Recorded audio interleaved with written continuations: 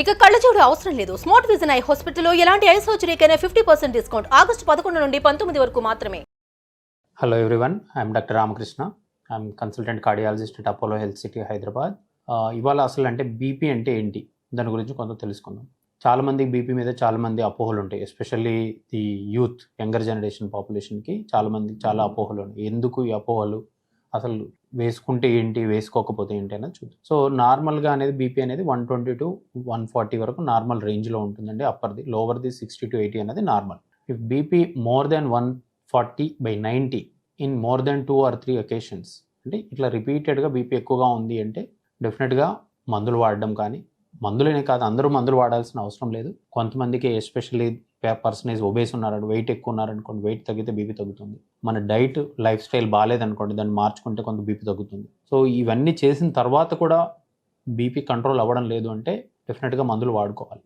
వాడుకుంటే ఏంటి, వాడుకోకపోతే ఏంటి అన్నది చూద్దాం. సో మందులు వాడకపోతే ఏమవుతుంది? సపోజ్ మీరు మామూలుగా ఉన్నప్పుడే బీపీ 140, 150, 160 ఉంటుంది. మీరు ఏదైనా బాగా స్ట్రెస్ఫుల్ సిచ్యువేషన్కి వెళ్ళినప్పుడు కానీ, నిద్ర లేకపోతే కానీ ఈ బీపీ అనేది సడన్గా 200కి అంతా షూట్ అయిపోతుంది. సో ఇలా షూట్ అప్ అయినప్పుడు ఏంటి, మన బాడీ బ్లడ్ వెజల్స్ అంతా కూడా 120, 130కి మాత్రమే అవి ట్యూన్ అయి ఉంటాయి.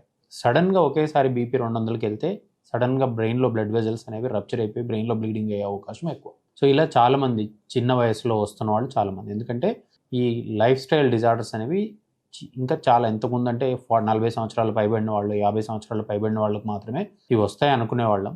కానీ ఇప్పుడు చూస్తే ఇప్పుడు ట్రెండ్ ఏంటంటే ఈవెన్ 35, 25 years, 30 years వాళ్ళు కూడా బీపీ అనేది చాలా ఎక్కువగా ఉండడం, అన్కంట్రోల్డ్గా ఉండడం, ఇలాంటి వాళ్ళు చాలామందిని చూస్తూ ఉన్నాం. సో బీపీ వాడుకోకపోతే ఏమవుతుంది అంటే ఈ బీపీ అనేది ఎక్కువ కాలం హై రేంజ్లో, అంటే మోర్ దెన్ 150 or 160 అలా ఉంటే ఇది బాడీలో ఉన్న ఆర్గాన్స్ అన్నిటిని డ్యామేజ్ చేస్తూ ఉంటుంది.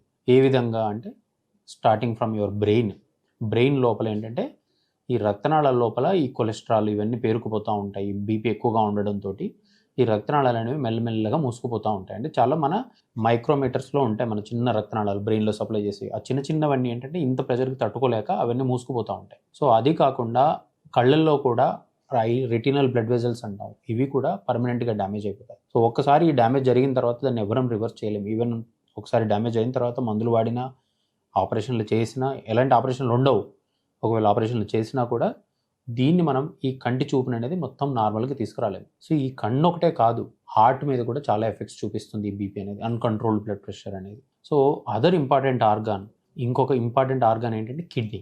ఈ కిడ్నీస్ కూడా ఈ ఫంక్షనింగ్ అనేది దెబ్బతింటుంది, పర్మనెంట్గా డ్యామేజ్ అయిపోతాయి కిడ్నీస్. సో తర్వాత మనం బీపీ కంట్రోల్ చేసినా, ఏం చేసినా కూడా కిడ్నీని కానీ ఈ కంటి చూపుని కానీ మనం మళ్ళీ నార్మల్కి ఎప్పటికీ తీసుకురాలేము, మీరు ఒకసారి డ్యామేజ్ జరిగిన తర్వాత. సో అందుకోసమనే ప్రతి ఒక్కరు కూడా ఒకసారి బీపీ ఎక్కువ ఉందంటే అట్లీస్ట్ పీడియాడికల్గా, అంటే ఒక 2 monthsకి ఒకసారి, 3 monthsకి ఒకసారి చెక్ చేయించుకోండి.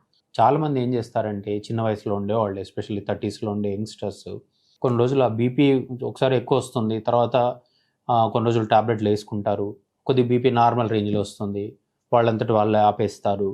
తర్వాత మళ్ళీ ఎప్పుడో సడన్గా ప్రాబ్లం వచ్చినప్పుడో, లేదా ఎప్పుడో సంవత్సరం 2 సంవత్సరాల తర్వాత మళ్ళీ బీపీ చెక్ చేయించుకుంటారు. అది కరెక్ట్ కాదు. ఒక్కసారి మీ బీపీ ఎక్కువగా ఉంది అంటే అట్లీస్ట్ ఒక 3 నెలలకు ఒకసారైనా మీ ఇంట్లో అయినా చూసుకోండి. ఇంట్లో డిజిటల్ బ్లడ్ ప్రెషర్ మీటర్స్ ఉన్నాయి, లేదు అంటే దగ్గరలో ఉన్న హాస్పిటల్లో అయినా చూపించుకోండి. బట్ డెఫినెట్గా ఎవ్రీ 3 monthsకి ఒకసారి బీపీ అనేది చెక్ చేయించుకోండి. అది చెక్ చేయించుకుంటే అది కంట్రోల్లో ఉందా లేదా, కొన్నిసార్లు ఏదైనా స్ట్రెస్ వల్ల టెంపరీగా బీపీ ఎక్కువ ఉండొచ్చు. బట్ దాని అంతటా మీ స్ట్రెస్ లెవెల్స్ అది తగ్గిపోయినప్పుడు నార్మల్గా రావచ్చు. ఐఎమ్ నాట్ సేయింగ్ ఒకసారి ఎక్కువ ఉందంటే ఆ లైఫ్ లాంగ్ ఉంటుందని కాదు. బట్ ఒకసారి ఎక్కువగా కనపడింది అంటే రిపీటెడ్గా చెక్ చేయించుకోవడము, ఇంకేమైనా కారణాలు ఉన్నాయనేది చూపించుకోవడము. కారణాలు ఏంటి, ఎవరికైనా కిడ్నీ ప్రాబ్లం ఉందనుకోండి, వాళ్ళకి బీపీ అనేది కంట్రోల్ ఉండదు, మన మందులు వాడినా కూడా కంట్రోల్ ఉండదు. సో ఎందుకంటే కిడ్నీ నుంచే చాలా హార్మోన్స్ ప్రొడ్యూస్ అవుతాయి, వాటి వల్ల బీపీ ఎక్కువగా రావడం. సో ఏమైనా రివర్సిబుల్ కాజెస్ ఉన్నా కూడా మనం వాటిని ట్రీట్ చేయొచ్చు. సపోజ్ చిన్నవి, మీకు స్లీప్ స్టడీగా లేదు, లేదంటే రాత్రిపూట బాగా గురకబెడుతున్నారు, దానివల్ల కూడా బాడీలో ఈ సింపథెటిక్ యాక్టివిటీ అనేది బాగా ఎక్కువ అవుతుంది. సో దానివల్ల కూడా మీ బీపీ అనేది ఎక్కువగా ఉంటుంది.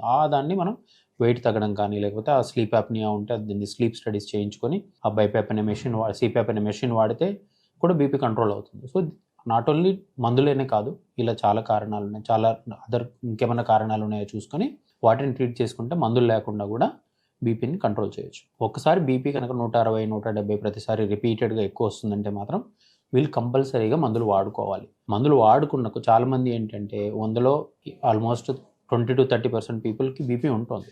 బట్ దాంట్లో కూడా 20-30%లో ఓన్లీ 15% పీపులే మందులు వాడతారు. ఆ మందులు వాళ్ళలో కూడా కొంతమందికి బీపీ అనేది కంట్రోల్లో ఉంటుంది. ఎందుకంటే ఏదో ఒక టాబ్లెట్ వేసుకుంటున్నాంలే కంట్రోల్లో ఉందనుకుని వాళ్ళు ప్రిజ్యూమ్ చేసుకొని వెళ్ళిపోతారు. సో నాకేం సిమ్టమ్స్ లేవు కదని చాలామంది అడుగుతూ ఉంటారు. అన్లెస్ బీపీ అనేది ఒకేసారి షూటప్ అయితే తప్పితే పెద్దగా సిమ్టమ్స్ తెలియవు. సో ఎవరైనా సరే బీపీ అనే డయాగ్నోస్ అయితే మాత్రం కంపల్సరీగా మందులు వాడుకుంటేనే మంచిది.